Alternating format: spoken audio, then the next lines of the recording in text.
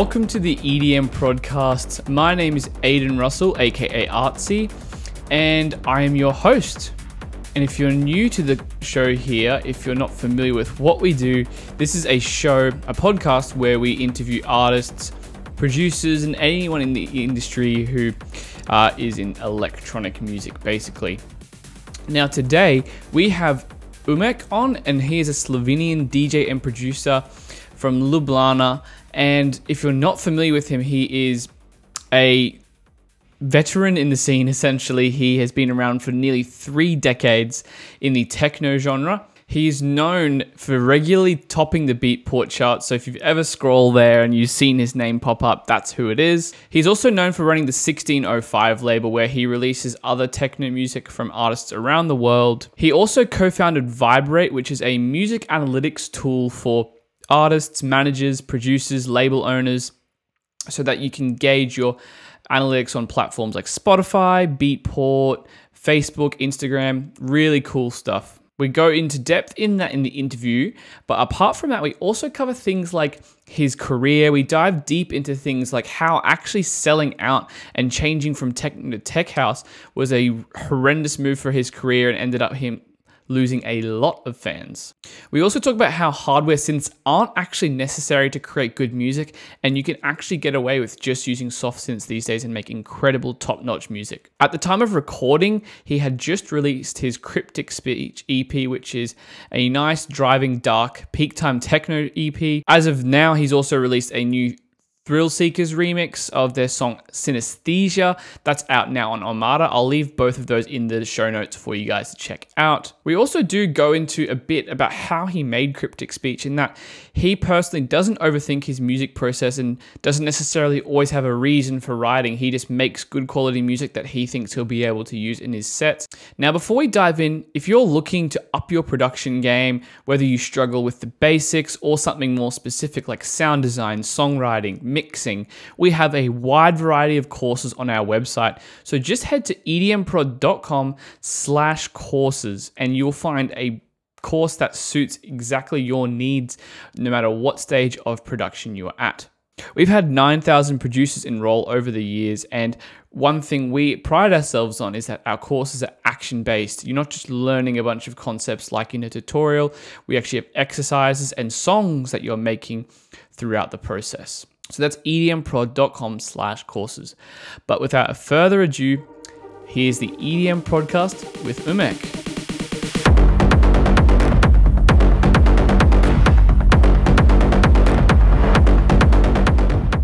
And we are on. Today I am joined by Uroš, also known as UMEK. How you going, man? I'm good. How are you? Thanks. I'm doing very well, thanks, man. Yeah, it's great to have you on. Now, we have a variety of different hosts. Oh, not hosts. Well, we have had hosts, but a variety of different guests on the podcast before. And it's pretty broad, I guess, the spectrum of, electronic music. But you're obviously quite prolific in the techno genre. So for those of you who don't know specifically about techno, or maybe haven't dived into your background, do you just want to give us a little brief background on what things have been like for the last, I think it's 28 years have you been around for now? Yeah. I'm from Slovenia, DJ and producer. Yeah. I kind of started obviously with other producers and DJs from Slovenia. The scene brought it to the next level. I released on a lot of labels, mostly in a techno genre. It was really hard in the beginning to literally get electronic music in Slovenia. Imagine we were ex-Yugoslavia, communist country, and actually bands who were making kind of provocative and innovative music were not welcome in the country. So in 93, 2 years after we went independent, I decided to become a DJ, even though I was playing music as a DJ even before, but professionally from 93. I was playing for 2 years, or a little bit more, like mixed genre of all different stuff, from techno to hard trance, some of Detroit, some house, mostly more recognizable records, big records for the crowd, which was not really, how to say, experts by the time. And then in '95, I heard the first record of Surgeon from Birmingham, and this is when I was like, wow, this is what I like. And I made a complete change, lost all the fans that I gathered in 2 years. Luckily, it was only in Slovenia and Croatia, because they were like, what is this music? Like, why you specialized only into this dark stuff? And I lost all the support of the friend DJs. So yeah, it was kind of hard, but I guess I knew what I wanted to do. I guess I knew what kind of music I wanted to produce, and it went from there. But the first electronic record that I really loved was by Royal House, which is Toteri project. His album "Can You Party" and the mega single he released. And when I heard it on MTV, I guess it was 87, 88. Wow. I was like, wow, what is that? And I got this wow moment a few times in my career. And obviously that wow moment was a big influence of who I am today. Yeah, those wow moments are like definitely important. I think we all have them as producers when we hear the music we want to make and whatnot. So obviously, yeah, it's been a big crazy ride for you over those years. And I suppose, I won't dive into the specifics because there's plenty of other interviews out there that cover this. You've obviously had your kind of, I guess, maybe stint, you want to call it, with the more tech house sound. And then in more recent years, you've kind of gone back to that darker, I guess, would you describe it as original techno sound that you kind of were doing? I don't think it's original techno sound, because it's more melodic than ever. It's more influenced by melodies than ever before. And obviously the sound is changing all the time. As you mentioned, I went into tech house and more houseier sounds in around 2013, I guess, something like that. Yeah. Actually, it was one of the biggest mistakes that I've done business-wise, and again, I lost a lot of fans, and I lost the faith in my music from other producers. Imagine there were people like putting tattoos of like UMEK and 1605 for the certain sound, and they trust you, they believe in you, and then you suddenly change the sound, and obviously people are mad, and I understand what I've done, and it's yeah, it was a tough decision, but mainly, you always go where your heart goes. And obviously at that time, which was actually the pivot time as well for the techno, I decided to go a different way. And I would do it again because I'm a curious person, and I am as a producer, I'm interested in different things, and people are a lot of time asking me like, how the hell did you have done that and why? And I said, like, man, just it was a natural progress. I was buying music on Beatport, and there was more and more tech house in my folder, and then I realized there's 90% of tech house and then 10% of techno. And I remember to this day, like a Bergheim in Berlin was the last techno gig that I've done. And then I called my agent and I said, listen, man, it's not fair to other techno producers, that I'm stealing those gigs. I don't feel that music as I should. And and then I said, please don't do techno gigs anymore. And he was like, what? I said, yeah, man, it's only fair to do that, and people don't realize how I made that decision. And then obviously I went to the tech house where I was successful, I did all these things. And then the same thing happened. Like exactly the same thing happened in my folder. I got more and more techno stuff back, and then I realized, oh my God, it's like it's happening all over again. And then I went back to the roots with obviously different sound, and the world was changed. I saw a lot of people didn't want to be associated with me, so I hit a bumpy road. It was a hard time. So, but again, it's like, this is what I want to do. Maybe I changed my mind a lot in eyes of other people, but hey, this is who I am, and I said I'm gonna dedicate all my power to bring my name on the map. As a producer, I set my goals for next 5 years, and I achieved all these goals in 5 years. But it took me, it took maybe a little bit earlier, but it took me a long time. To put my name back on the map, as you said, in the techno world, obviously with a different sound. I think that's definitely an underrated thing, because I guess fans, like, they follow you for a certain sound, and then when you go and change that, obviously for them it's like, oh, why are you doing this? But as a producer, you're like, I totally agree. Like you have all these different sounds that you want to pursue and things you want to try. And you mentioned curiosity. Like, is that kind of the main driving factor behind why you explored that, was just pure curiosity as a producer? I'll get back to the curiosity for a second, but I would like to mention this because people are saying, yes, like the sell-off thing, you know. Yeah, that's this myth, you know. You like the sell-off, you went where the money is. Let me tell you something. I actually, by going into a different genre, I lost a lot of money. I really did, you know. It's like, wow. If I would stay in techno for this golden era of techno, like maybe like it's the golden era, like obviously there were many waves of the golden era for techno before, but like 2013 is like where all the new big names came in and the techno just became big, you know. So like sell off, I mean, yeah, in your eyes maybe, but believe me, for me, as I said before, and as a business decision, it was the worst thing that I ever done in my life, you know. So if people are thinking that I earn money from switching the genre, it's not true. It's the curiosity. It is the curiosity. And now you're gonna laugh. What I do now, not changing the curiosity. I don't listen to other stuff. It's like I learned my lesson. I know now. I did. I learned my lesson. I am a curious person.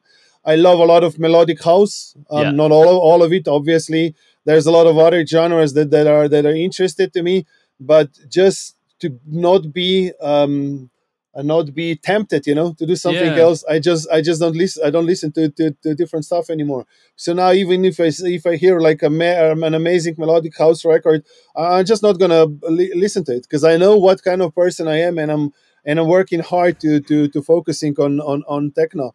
But at the same time, yeah, it is, you know, and that my curiosity is never gonna go away. You know, there were certain times that I loved hip hop. Where like all the Neptunes and Timbaland became popular, where hip hop sounded really electronic, you know. It was super interesting for me, and I was tempted to do other stuff as well, you know. So for now, when people are saying to me, "Are you listening to anything else?" It's just like, no, I'm sticking to techno and electro, which was always a part of me with Zeta Reticula. I was gonna say I'll make sure not to accidentally play any hip hop or like melodic house in the background, so to tempt you.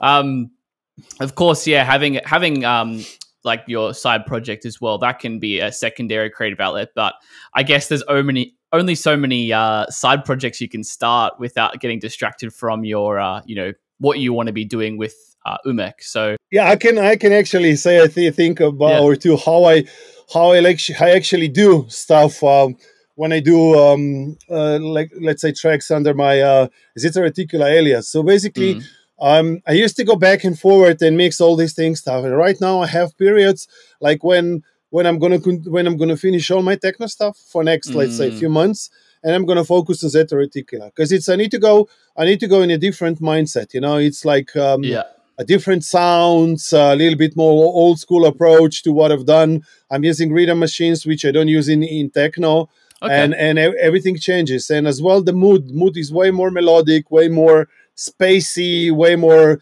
galactic, if I can say that. And that's a different thing. And then I would dive in Zeta Reticula. I would finish, let's say, 3 to 5 EPs.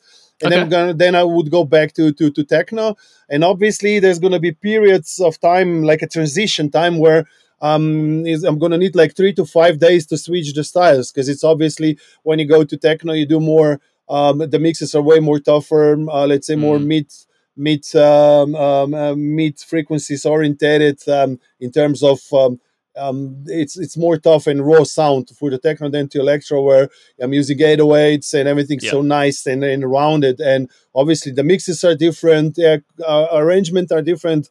How I choose sounds and how I make sounds is completely different. So I'm doing like 1 month of, let's say 3 months of techno, and then I switch to electro. I do 1 month of electro, and then I go backwards and forward and backward with these kind of things. Right.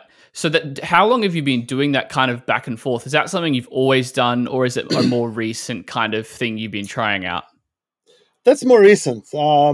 Years ago, I was just switching between the tracks, between styles, between this and that, and right now it doesn't work for me, because then I'm not satisfied with one thing or another as I should. Yeah, because it's definitely different approach. Even different plugins that I'm using on one project than the other, and obviously, yeah, the Right. mindset is it's what it's all about. Yeah, totally. Do you definitely feel like some crossover sometimes, like you might get an idea for an UMEK track when you making the more electro stuff, or is it like very in your mind like separate things? You know what happens? Like if I have a UMEK track which is way too melodic, then it might become Zeta Reticula, and Right. actually it happened like 2 or 3 times. Wow. So these two things do kind of crossfades Mm. sometimes, but obviously then the melody would stay. I would change the sound, yeah, the arrangement and everything, and then obviously it's a completely new track. But if it is a little bit too melodic, then it becomes kind of Zeta Reticula. Obviously, I'm Yeah, changing the sound, totally. Yeah, but because there's definitely. but not all the time. It happens 1 in 20 tracks or so. Sure. Okay. So it most of the time does end up being for that project that you end up intending to start for. Okay. Cool.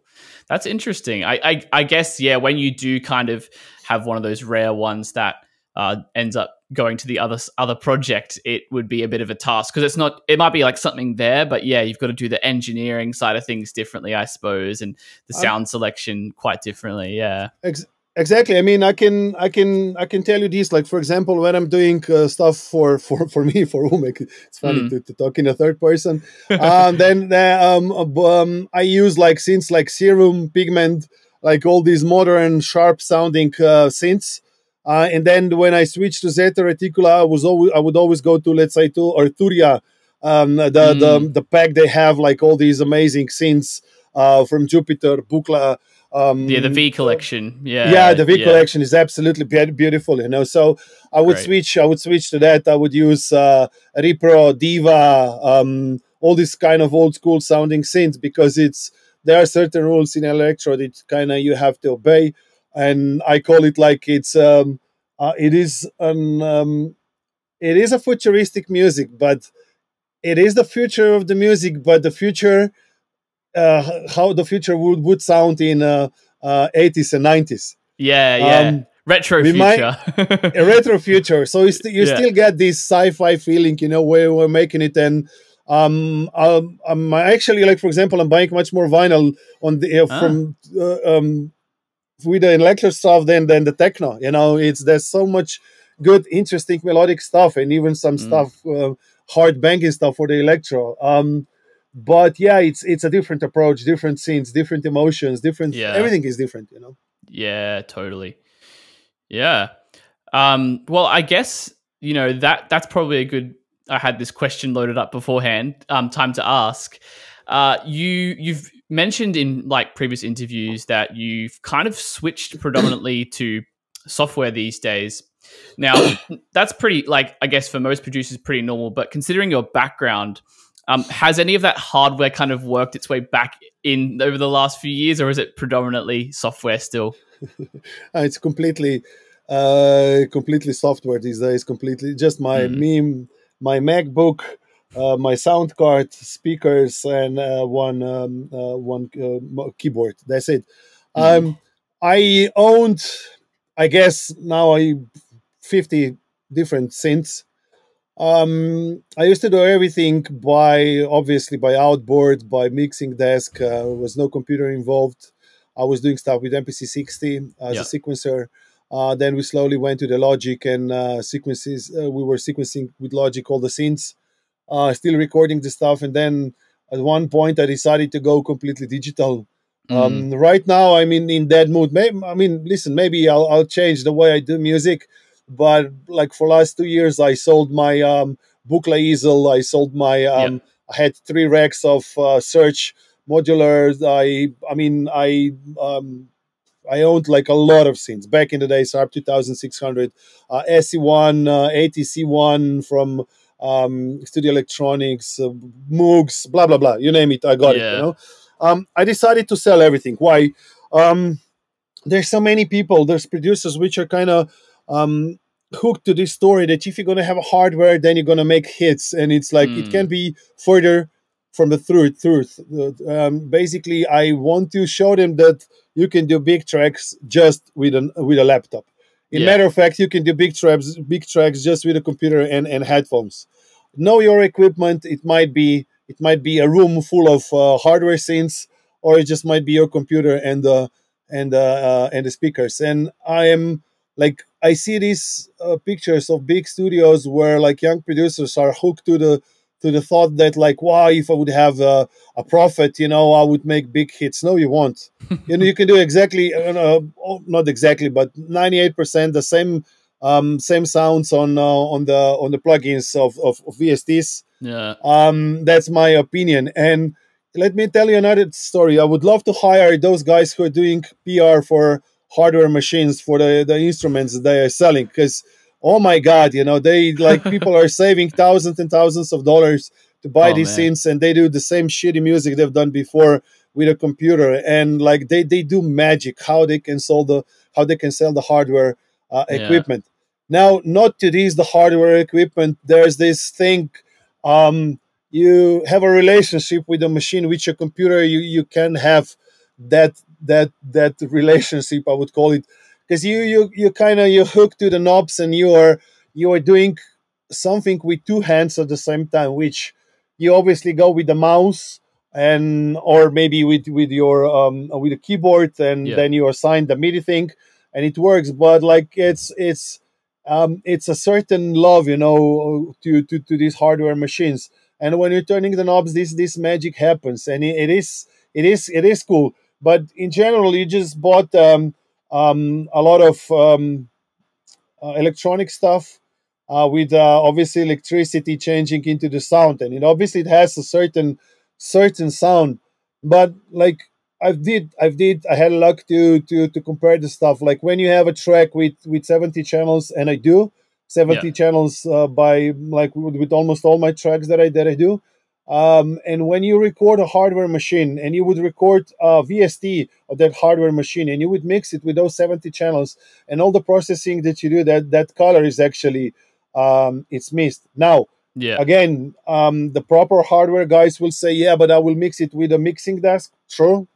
But in order to have a mixing desk, you need to proper mixing desk. You need to spend quite a lot of money on a mixing desk that is actually going to color your sound better than the digital one. Or even I know the days like back in the days when I was mixing with Soundcraft, Spirit Live, and Mackie 16 channel. Man, those mixing desks were actually destroying the sound. Now, a lot of people will say they had a character. Yes, they had a character to destroy your sound. That's that character. And I don't know if that's a good thing, So now when people are asking me, like, would you have a really cool mixing desk and I would try to mix it? Yeah, for sure. I would get a different color.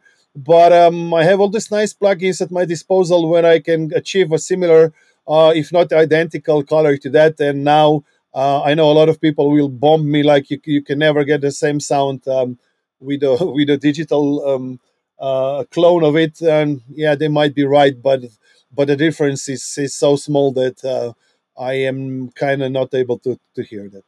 And okay, like let me tell you this. Like even like way back in the days, like we were comparing, let's say 3-4 reader machines. Then let's say the 909s, or like even better, like 808s.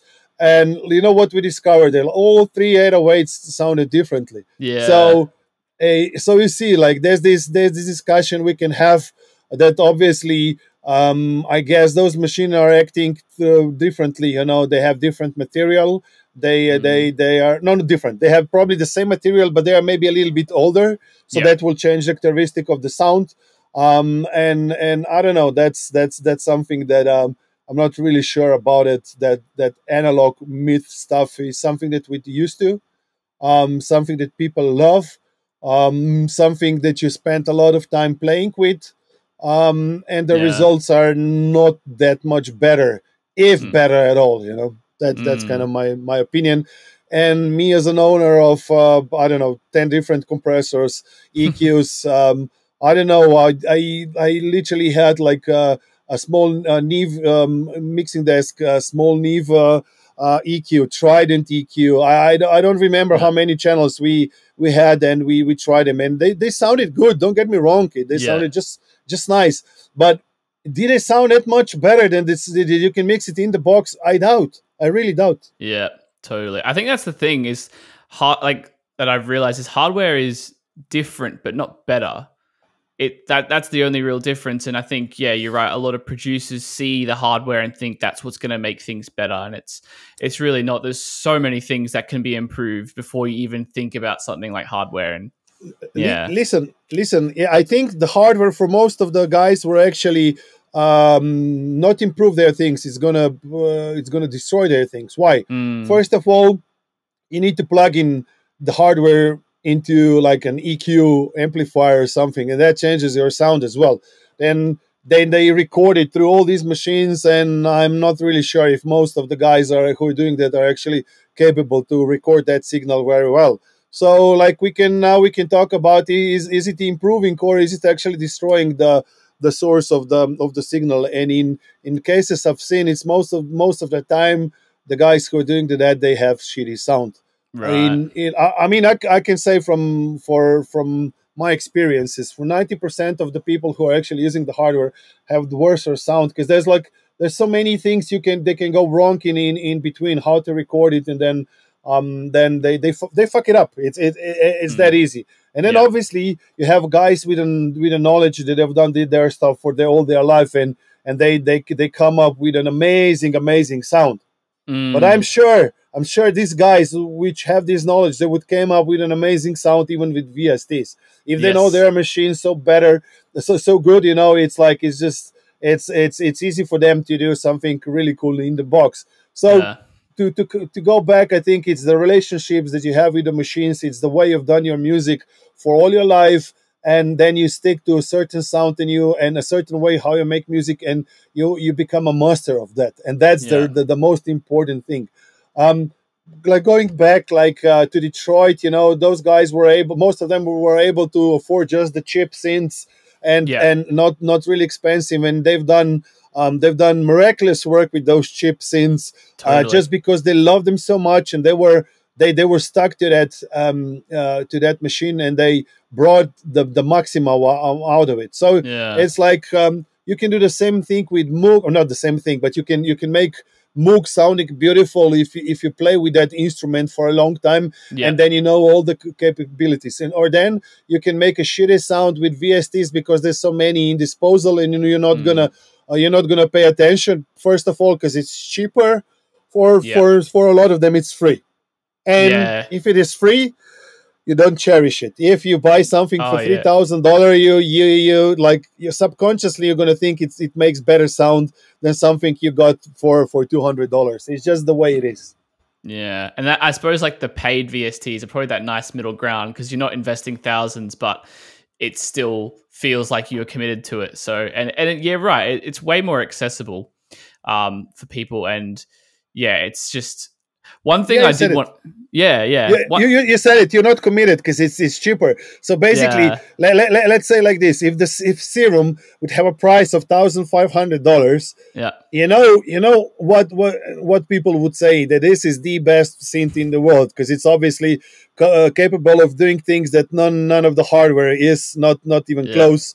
But because it's like, I don't know how much is it, $200? It's like if you're gonna buy it, and if you're not gonna use it, it's different than if you buy a synth for $3,000 and then you're not gonna use it. So basically, I think like big software synths or any other plugin, they're too cheap. They should be more expensive, just because then people will respect the sound that is coming out of them much better. And believe me, guys, they are capable of doing miracles. Yeah, and one thing that's underrated with like paid soft synths is that when you pay for it, there's a company behind it that's going to support it in the future. I used to be like a free plugin hoarder myself, and I'm not sure if you would agree, but you realize if you go to update your operating system, or there's a Ableton or whatever DAW you're using update, and then half of them don't work.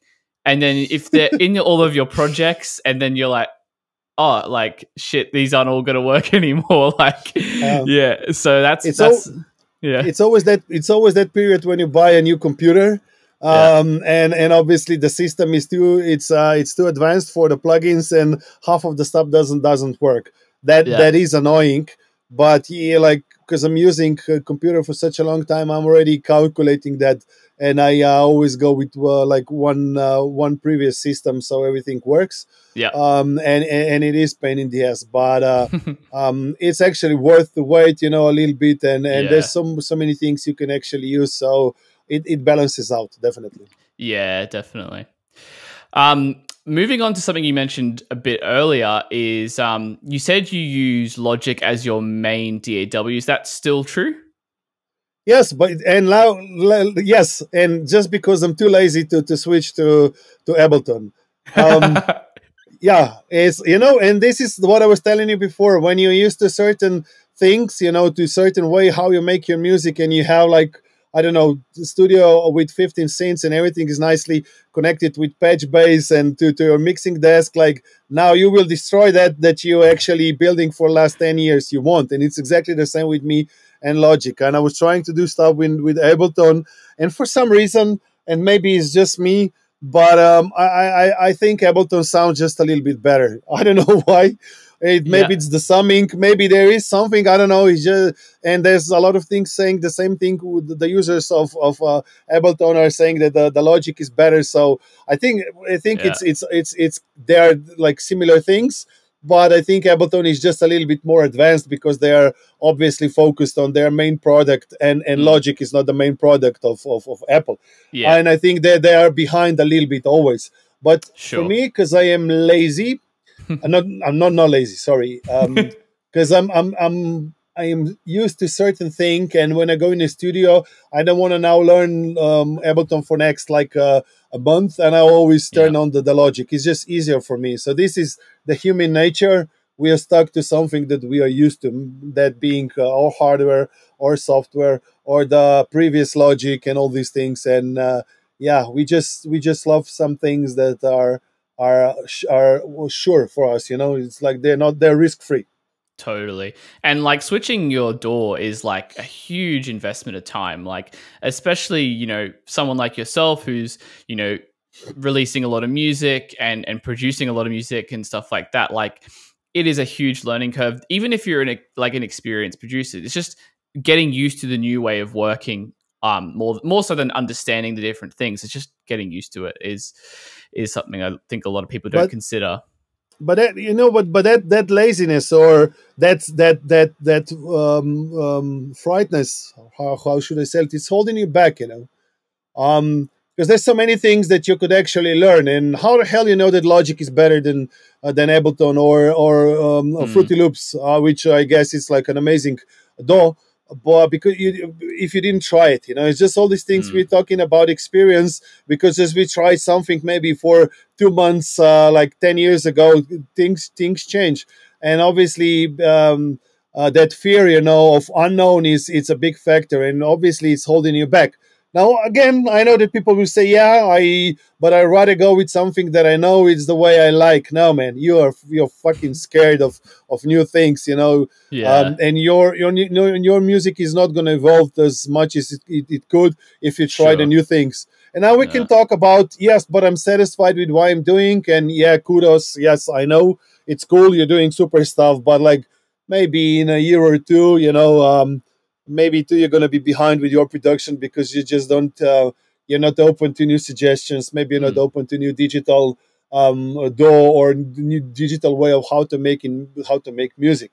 Yeah. And that is holding the production back for sure. Totally. I think it's like limiters or something. Like, I think when all these like complicated algorithms for limiting kind of came in, and I think a lot of people were kind of against them because they could push the loudness so much. And it's like, well, like for a lot of genres, and maybe not every genre, but that's kind of the sound of a lot of those genres now. It's like, I mean, we can talk about this loudness. Obviously, it's going away because all the platforms are playing it at the same volume. So obviously, the quality of the sound is coming back. But it's actually the character of something. And again, people are mostly complaining about loudness, are kind of scared of the new stuff, that obviously they can't achieve that's such a loud loud recording. And now I'll hold back a little bit. It's not. Again, I'm talking about the quality of the sound and then the loudness. There's a lot of stuff which is super loud and limit to the, I don't know, to the maximum, and it's actually sound shit. So basically, I think the whole thing is to achieve big loudness and obviously still have a cool sound. Yeah. A little bit of dynamic if possible with such a big loudness. So it's now where's this sweet spot? Sweet spot. I don't know. It's for every person it's different. But quality of the sound is first, and then obviously how you can push it to the loudness. Totally. And one thing we'll get into later is 1605. And for that, do you, with the tracks you release through there, and obviously your own music, are you working with an external mastering engineer?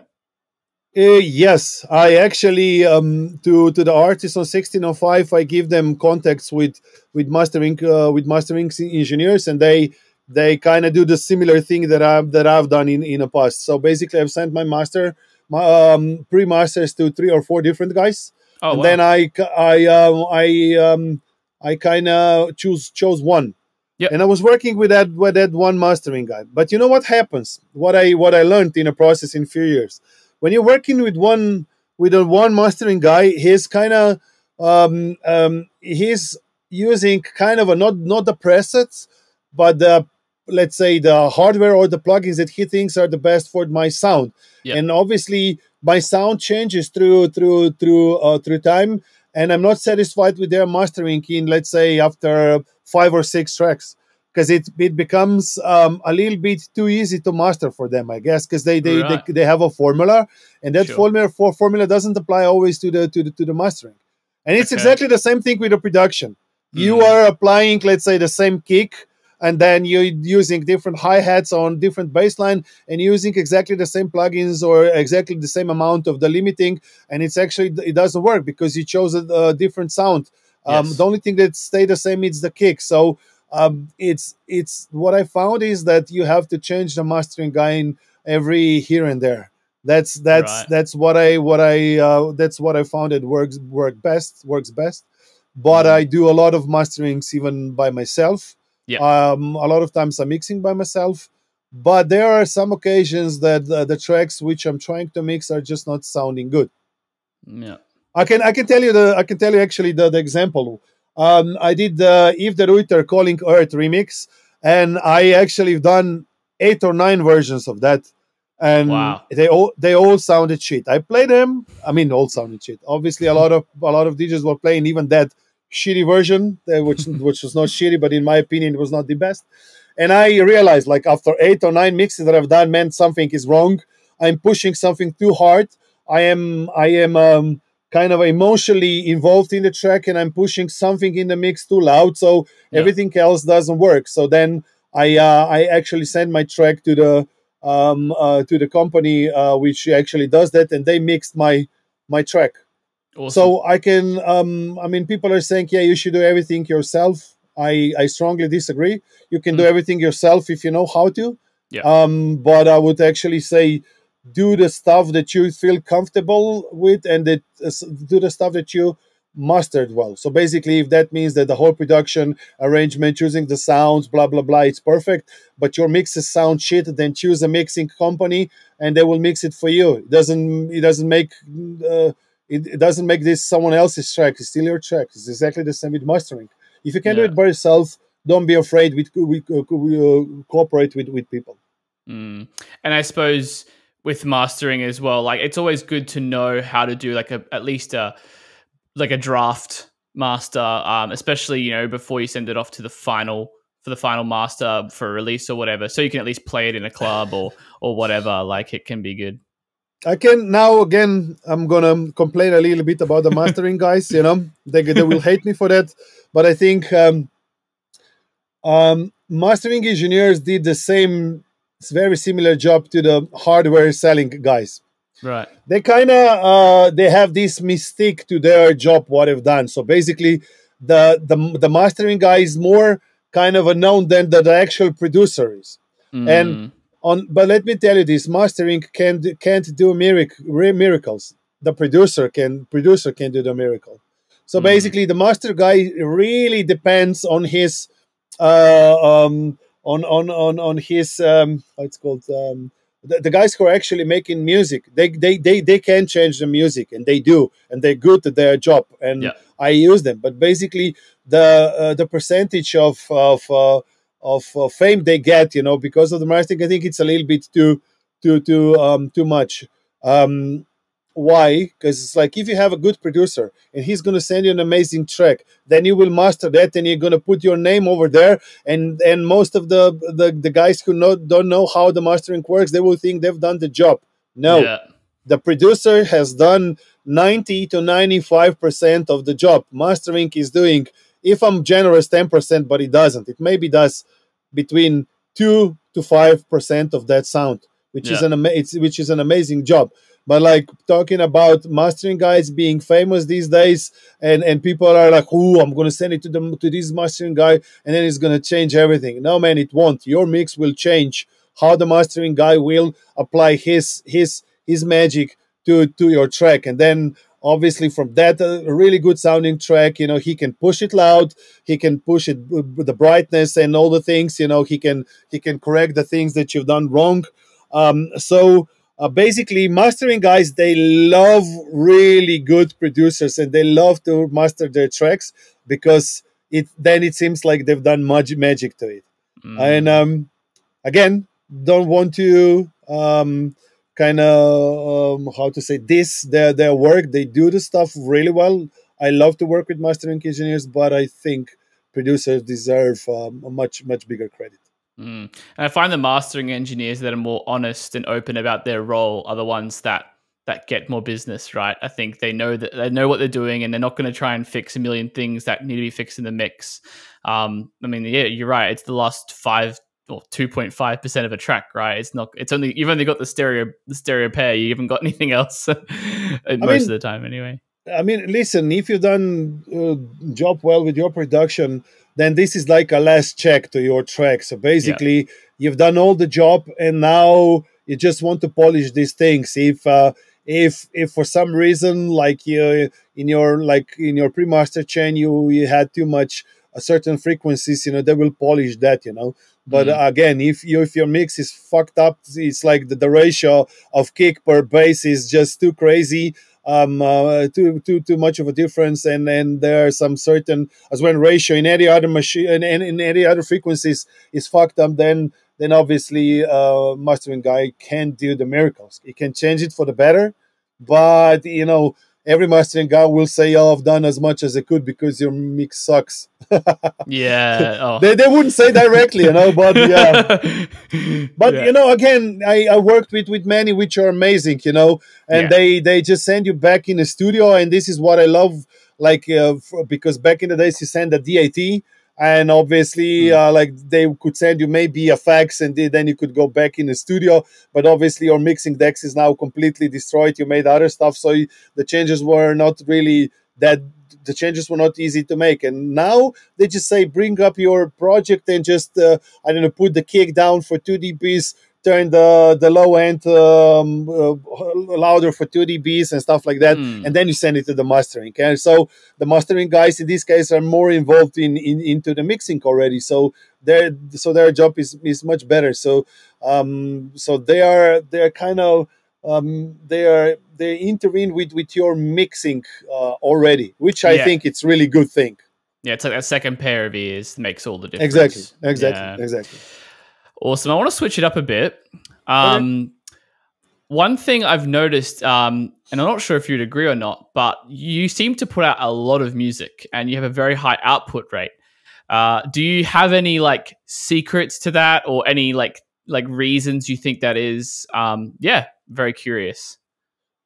Actually, I just decided to not release that much anymore. I'm going to release like 4 or 5 things in a year, which is still quite a lot.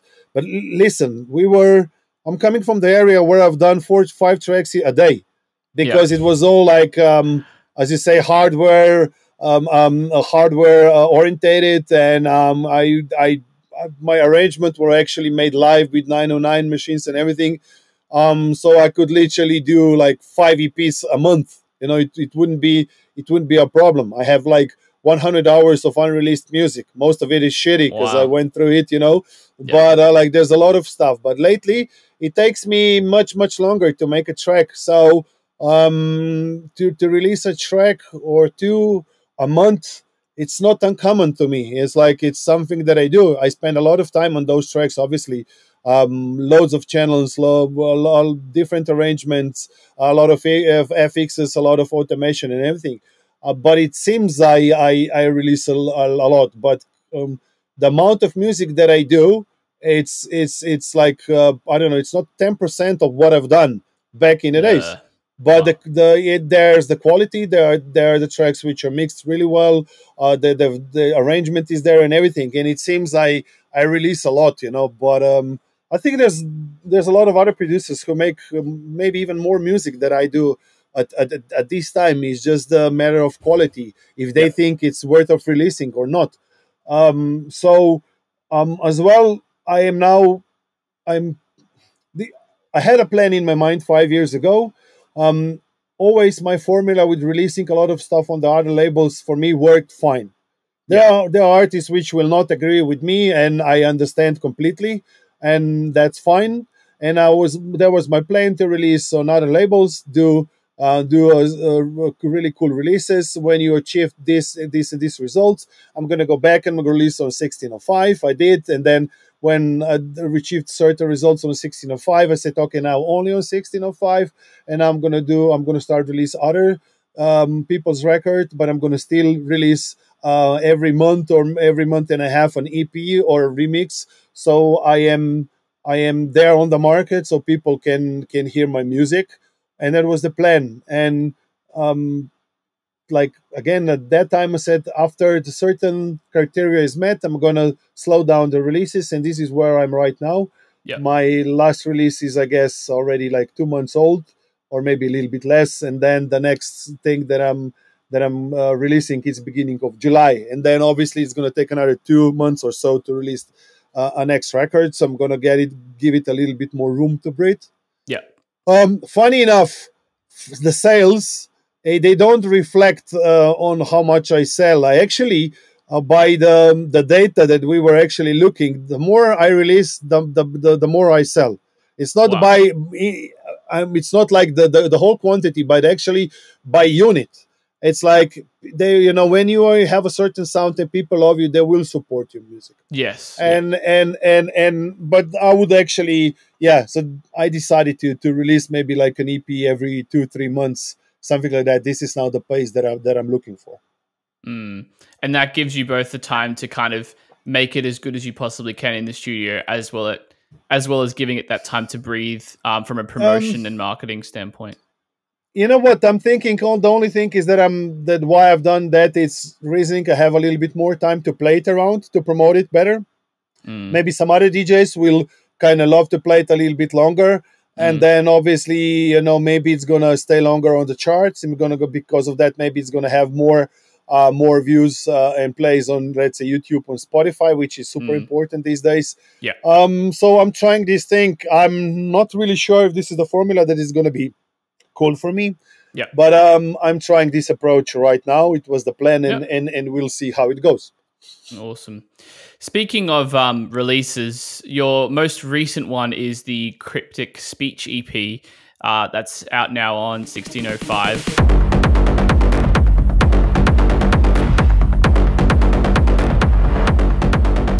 So is there anything you want to tell us about this release in particular, it being your most recent one? You know what? People are actually expecting all these crazy stories, and I know that people love stories, and I would love to have one, but I don't. It's like I write music.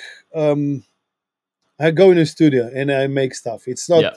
I'm not dependent if I'm in a really bad mood and I'm really happy or something. It's going to be probably the same, not the same. Similar stuff is going to come out of me. So I'm not affected by the yeah, by the things outside. The most that I'm affected is by the clubs, which I'm missing right now. Yeah. I know it sounds really uninteresting saying that. You know, it would be better for this interview that I would make up a story, and you're gonna say, "Wow, what a cool thing," and the listeners will say, "Yeah, there's a story behind it, man." There's no story behind this track. It's just to sit down. I made this shit. It sounds amazing. I always have in my mind how it's gonna sound in a club, how the break will do the damage, how the drop will do the damage, how it's gonna sound, how powerful it's gonna be on the sound system, and that's a thing that I'm looking for with a typical UMEK track. When there's like Zeta Reticula, this is where I kind of think about space, galaxies, problems in the world, what is going on right now, and I get emotional because like UMEK tracks are. I see them as a powerful DJ tool. It's like there's no like big thinking, you know, behind it. It's just like I want to have affecting, punchy stuff, energy. It's how I am, like all the time, full of, I don't know, maybe a little bit of nervousness inside, maybe a little bit of anxiousness. You know, you can call it what it is. It's just like I want to listen for my speakers a full power. When I go to Zeta Reticula, it's like I go to a little bit deeper state, and then I like the melodies which are a little bit more darker, appealing in a completely different way than my UMEK stuff. It's almost like your UMEK stuff kind of more represents like just what you like in general and what you want to do with the music, and then the more electro stuff would be more, like those individual moments you're experiencing in your life, maybe. I'm not sure if that's an accurate way of saying it. It's like all UMEK tracks are presenting certain chords which are probably similar to through all my life, and the energy that I'm expecting. You know, like when I'm playing rave, I don't count on those nice, I don't know, fluffy emotions, you know, long mixes, like 9-hour set. No, I see my set as a sprint, like 2 hours of powerful music, at least in my opinion, and the energy. I want my crowd to go bananas and crazy, and that's the whole goal that I have. And it didn't change from the first minute that I played. It's like, okay, when I'm playing in a club, I have a certain mission, and that is to give a people a great time and the energy. And I guess that's what I'm known from the beginning. So there's not overthinking. It's like I want to have powerful tracks. Obviously, there are emotions. People are perceiving these melodies that I'm doing emotional. Different things. For some of them are angry, for some of them are beautiful, for some of them mystique, for some of them spacey. But for me, it's the energy. It's like the rhythm is gonna always like be pumping and when I'm playing. And I might be playing tech house in that area and in those times, or I might be playing the techno. But with Zeta Reticula, I have the sets which are going to be fast and powerful electro. But if you see like my recent streams, I will go to the melodic stuff where I'm gonna try evoke emotions on a different level. And with the UMEK tracks, there's not many emotions to be evoked. It's like it's centralized to the power. Now you can that's for me. But with Zeta Reticula, I can do like crazy stuff, like crazy different stuff. I can do fast banging electro, and I can do emotional tracks, like really melodic that wouldn't fit the club. You know, I can show my different stuff. You know, so this is the difference. Yeah, that makes a lot of sense. I think one thing that you know, for me personally, but I think a lot of people would agree, is that, you know, when you make music, it's like you almost have to have a level of detachment from it, because a listener is not going to necessarily know, especially with electronic music and dance music, is they're not going to know necessarily what the song you made is about. It's more what it means to them. It's more how they interpret it. And I guess that's definitely true in a club setting. It's like about how they're dancing to it and how they're reacting to it themselves. And that's the whole beauty of it, you know? Yeah. This is why I don't, it's not like that I hate vocal music, because I don't. But the vocal music is like you can literally do the most happiest melody you can do, and then you can write down the most saddest lyrics, and obviously maybe sing it a little bit differently, and people will consider that music sad. Right. While you were making like I don't know, let's say a Zeta Reticula track, which is like has this melody inside, and everybody sees it differently. Like for example, when I do Zeta Reticula stuff, for me it's beautiful, and when I do sets, it's beautiful. But for my wife, that's a horror stuff. She said, "Oh, this should be in a horror movie, or this should be in a movie. It's like it's out of the world." And then I'm thinking, and then I get a comments like, "Oh my God, I'm training to that music. I don't know, having sex to that music. I'm crying to that music," and I was like, wow, like it's crazy of how many different emotions I evoke with that music, and that's the beauty. It's like you can dream about it, music, and you tell your own story. It fits your story. It's like if there's like a really good track, like instrumental one. It you can picture the whole movie around it, and that's that's the point of that thing. And for example, if you listen to the folk music, and then obviously everybody, and there's lyrics about how the man left this girl, and obviously that's like 80% of the music that is written by female artists. Everybody is picturing the same movie. But when you have an emotional track, everybody wrote their different they picture different movie in their head, and that's the beauty. It's like you bring them somewhere. You just, I don't know where that is. For me, it's a certain thing. For them, it's a certain thing. And I described it a lot as the like okay, that's about the classic stuff. No, leave it be. No, I definitely feel you. I'm a drum and bass producer, so when I play like a nice, beautiful kind of liquid drum and bass track for my wife, she's very much like, "Oh, what is this?" Whereas I'm like, "Oh, but it's like," to me, it's more emotional, but to her, it may not very much seem like that.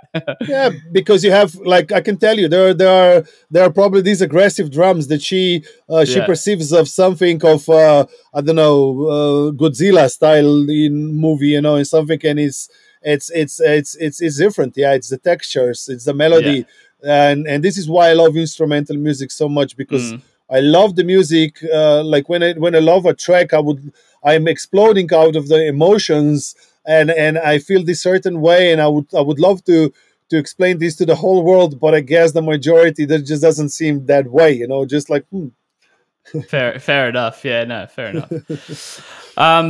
So one thing you briefly mentioned earlier is that with your music sales, you said you didn't really have it's the reason you weren't releasing more music wasn't because of like sales or anything, because it's the same for you kind of no matter when you release music, and you've got that core audience. Now, your music personally seems to have gotten a lot of success on Beatport, which is kind of something, if you go onto the Beatport Top 100, your music's kind of very often in that chart. It's interesting to me, and I'm sure to a lot of other people, that is a lucrative focus for you in, I guess, this age of streaming, where that's kind of the focus of a lot of the industry right now, is more that realm. I guess, is there anything you kind of want to expand on your Beatport kind of thing?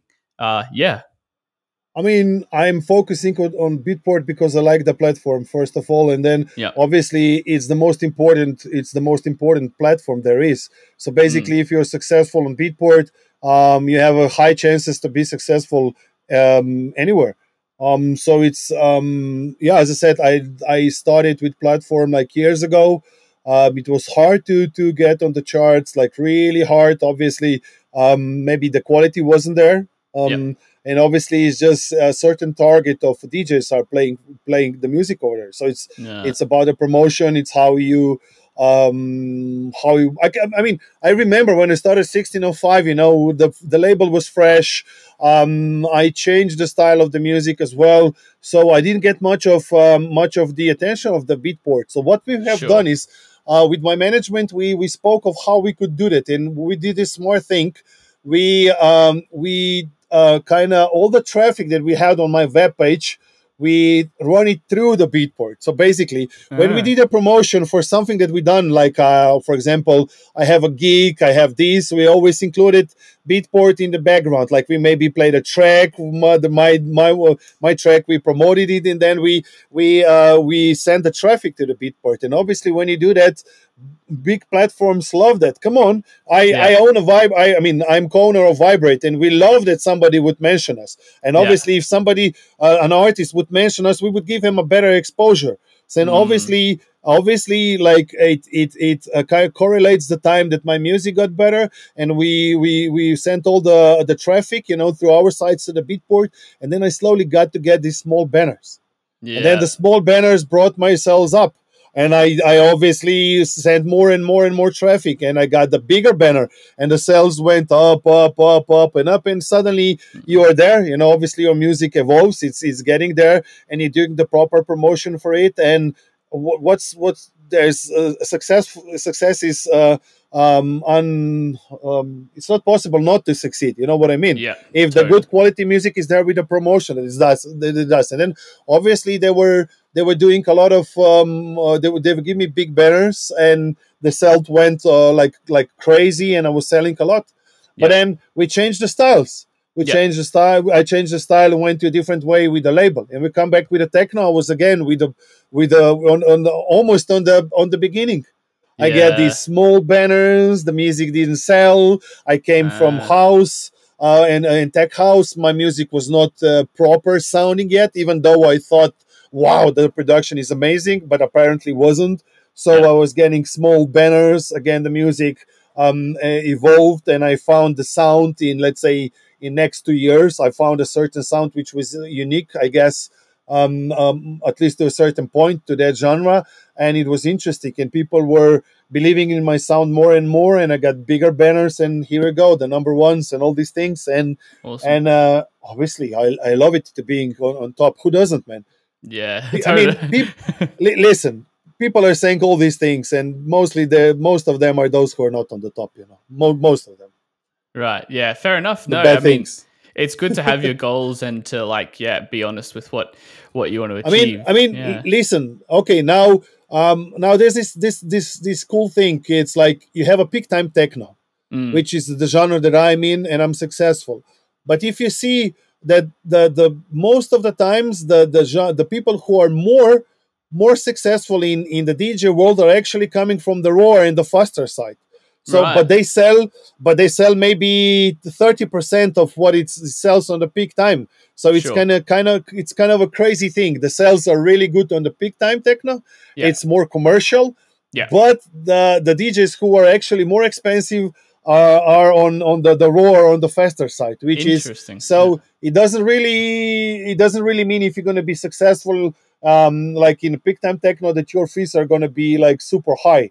You can be an underground artist, because I think we are in the time where the social media is much more important than the music sells. Yeah. And now it's a sad thing, but it is what it is. Yeah, and I guess that's one lesson you can take out of that, is to focus on one thing that's important. I think a lot of people and a lot of producers feel the need to fragment themselves a lot between trying to be the biggest on Spotify and on Beatport and on this. And if I'm not mistaken, it seems like you've just kind of specifically invested in this one platform, and that's kind of exploded into everything else kind of in a more natural way. Whereas you could No. I did invest. I did invest a lot in Facebook. As you will check, I have 2 point something million fans on Facebook. Okay. And what we've done is, when my career was really growing up, I actually invest a lot of, probably between $50,000 to $100,000 only into Facebook. So what we have done, my management company, we used to have a marketing company. Yeah. So we were really good of how to focusing the where to actually get the fans. And back then, we get all the data, and this is how we work till today with Viberate. We love the data, and we found out that the fans are to get a proper fan in South America is 10% of what it costs in America. Obviously, America is saturated with ads, and for your ad to be played is 10 times more expensive than the a lot of other countries. So this is why we focused on on getting fans from South America, Wow. India, probably in a lot of other countries. So whenever it was really cool, a cool price, you know, we actually we played some ads as well in States when there was a good time for it. You know, when there was a cheap time to get an ad. So this is why I got a lot of fans. And I remember when we started like the first live stream sessions, there was immediately in a second I had like 15,000 people seeing my stream. And then the Spotify, and not the Spotify, and then the Facebook did this thing. It actually closed the algorithm down. So they said, okay, you invested now, I don't know, $100,000 into promoting your ads and everything. But now we want you to invest money. So we open our channels to you can advertise your music to your fans. So this is where it gets all fucked up. And obviously me having all these fans and I'm not getting that reach, then the algorithm is closing down. So you're in infinity loops. So basically what I've done is I invested a lot of money in Facebook, and we invested a lot of time and effort into Beatport. And this is why I think at that time, and we're talking about 2010, 11, 12, something like that, I guess. And this is where it got me a lot of success. But again, I had an advantage because all my partners were coming from the marketing company, and we know how to do it. But then we learned the lesson. This is why we don't invest now in money into Instagram and all these things, because I am afraid as soon as I'm going to put my money in, you know, they will want more money to play my to give me likes and stuff. So this is now completely organic. I learned my lesson. You know, it's not always good to invest in all these things.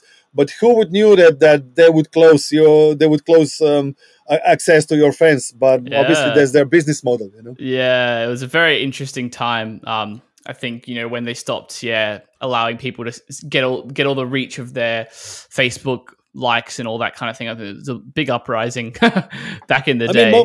I mean, most of the artists are actually complaining that the reach is shit, and it is. If you're not superstar in this moment, the reach is going to be like super shitty. And even if you see like superstars with the reach they have, it's still the numbers are not the same as they were, because obviously they want to get money from them.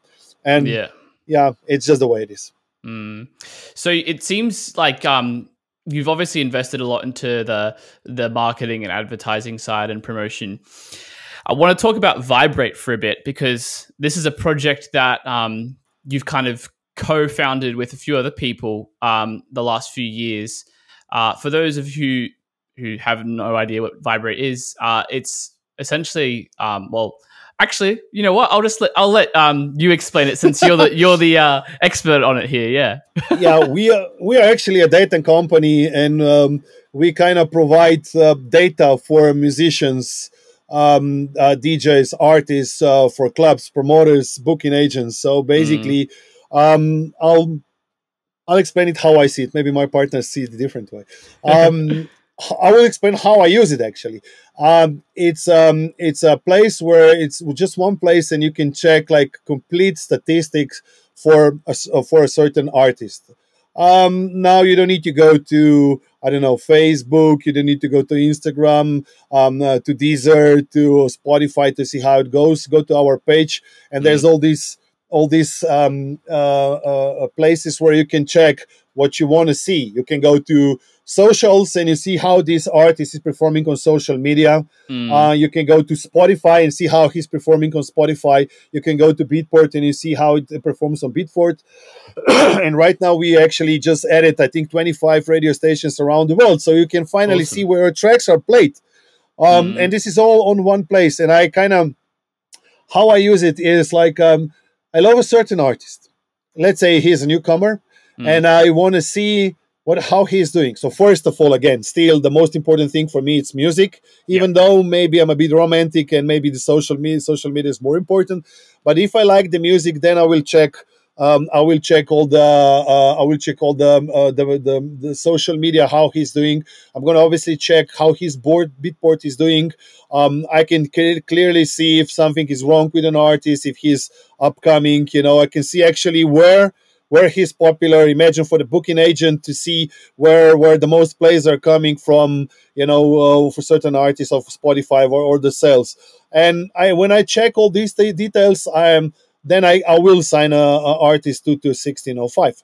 Right. And it's so cool because I can, for example, I specialized more on the Beatport side, because I check all this stuff there completely. I see how fast the tracks is coming to the chart, how long he's staying over there. I can see how much releases he has, how many labels, who is he working with, all these cool data that I would otherwise like really is gonna hard to find, Yeah. I can see the hype, that meaning like if the track is going to top 100 in the first day, or it's just like a peak where he stays like really high for 2 days, 3 days, and then he falls down. Then I can obviously that there were auto buys and all this stuff, and it's amazing to see that.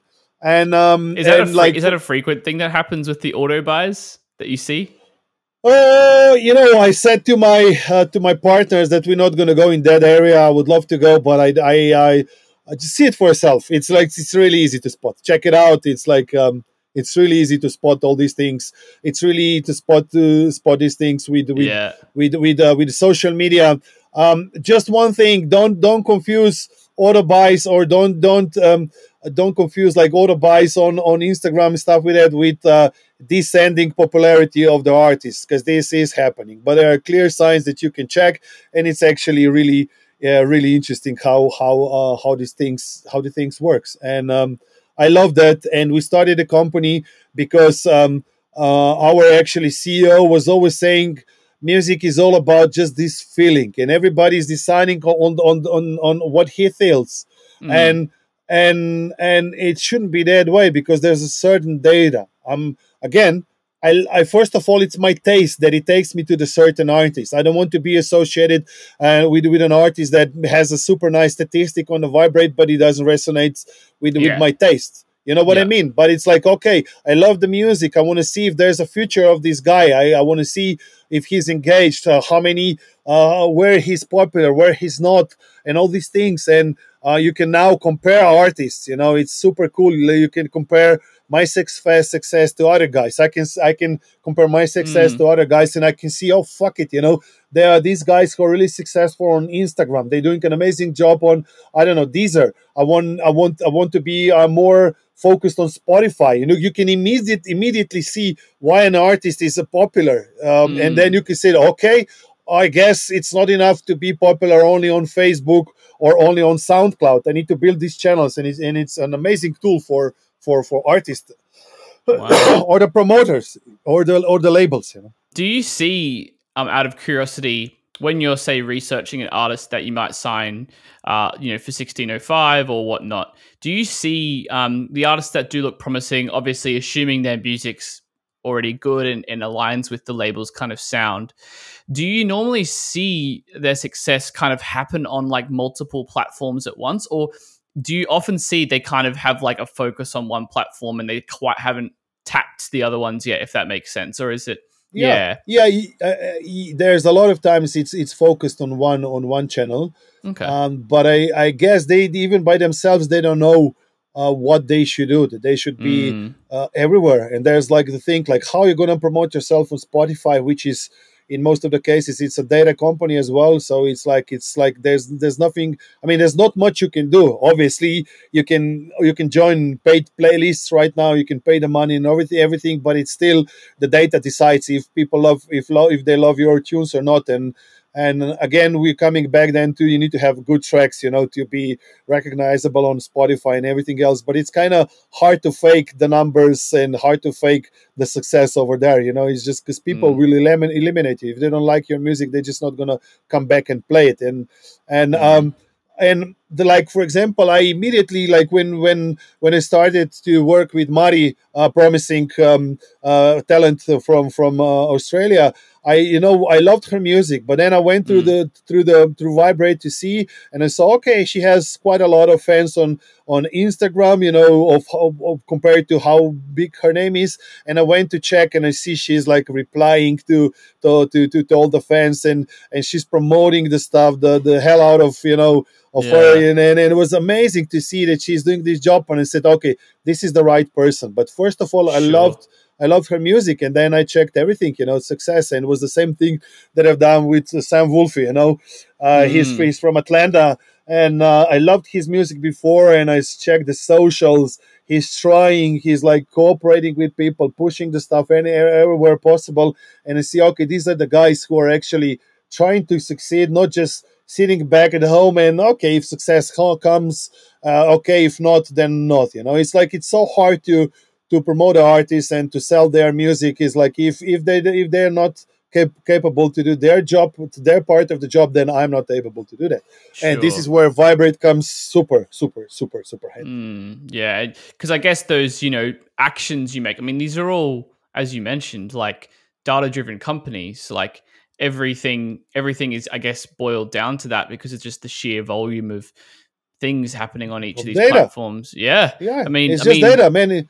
I mean, you like, people are saying, yeah, you can fake data. Yes, you can to a certain degree, but imagine first of all faking Viberate, which we are data company. That's it. Like we don't care about it. Like Spotify, it's a data company. They don't care. And there's going to be more and more companies like that. You won't be able to fake it. You can boost in a certain way, obviously, but like.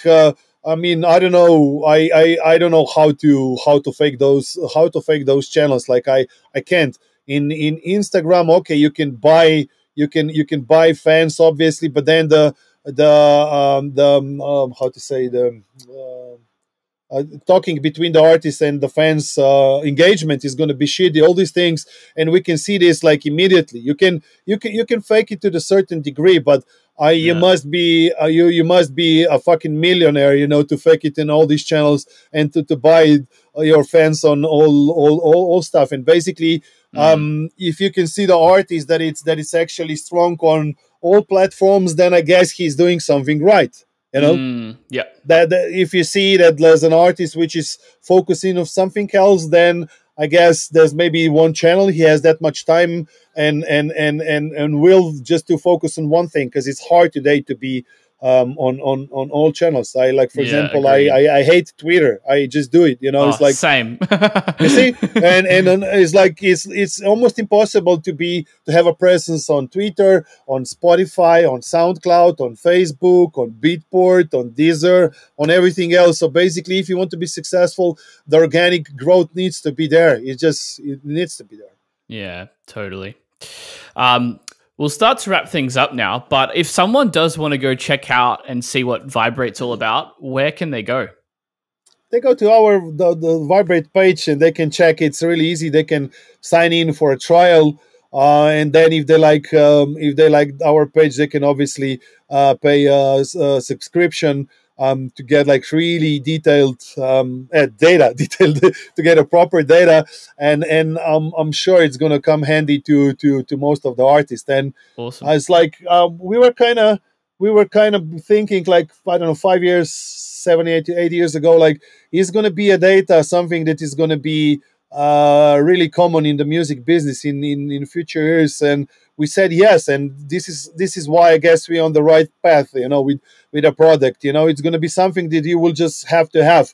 It's going to be there's one thing, I get my DJ friends which they send me email, but it's like you are ruining my reputation with Viberate because I'm not high on the charts, and there are some artists which are not as popular as I am on the chart. And I said, listen, guys, it's your fault. It's not mine. It's like your social media is showing this thing. It's like nothing I can do. Like, look it from the other way. It's something is going wrong in bad career. There's a way you can repair it. There's a thing. You have a data, and we can clearly show you what is wrong with your social media or the channels, and focus on there. It's like if we delete your, let's say, if we would delete your delete your file or profile on the Viberate is not going to help you, your career. People will still see. You're just going to fall down, down, down, down. And there are people who are like, they are closing their eyes because their data is not good. And there was time that my data was not good as well, and there's still some parameters in my data which is shitty. But I'm a different one. I'm an optimist. It's like, okay, I have to work on this. I'm obviously not doing job well here, and so I guess I hope artists will kind of think I can repair the damage that it's done. Next thing I was going to ask you was, what do you have planned for the next 0 to 12 months? I hope we're gonna get back to playing gigs normally. Then I just released a remix of Thrill Seekers, Synthesia, something like that. Awesome. It's like a big trance record. Awesome. And I did a nice techno version of it. It's already been supported by a lot of DJs. So I'm really happy with it. And then what else is there? Is I actually did a collaboration with Mari. She did the vocals on my actually next track, which will be out probably beginning of September. Then I'm releasing the next 3 EPs with Zeta Reticula. Then what else is there? 1605, another EP from Mari. Another 1 or 2 EP from Sam Wolfie. Then another EP, or actually the first EP from a talented guy, Mason, from Australia. He has a special project. So like Mari is Australian too. It's crazy how many talents are coming from Australia these days, And what can I say? It's something is cooking over there. Might be the Corona did a good thing for producers. I don't know. I don't know. A bit sarcastic, but obviously my new sample pack will be out on Loop Masters if it's not out already. And there's always something. There's always something cooking where I'm coming from. Amazing. Well, I'll finish off with one last question. This is something that I'm going to ask every producer we have on. But if you had a time machine, what is the one thing that you've learned from that you would go and share with new producers to avoid? Oh, in my case, I would go to 2012, 2010, when my tractor folder started to become with a lot of tech house stuff, and I would say, man, this is going to affect your career on the ways you can't imagine. So don't do that. This would be something. Yeah, that's a thing. I can learn from my mistakes. So I suggest, guys, when you have a success in a certain genre, don't go to other genres, because it's you're gonna lose your fans, especially if you're in techno. Maybe it's gonna be better for you, it's gonna be better if you would be in other genre than techno, but techno crowd doesn't forgive you. Yeah.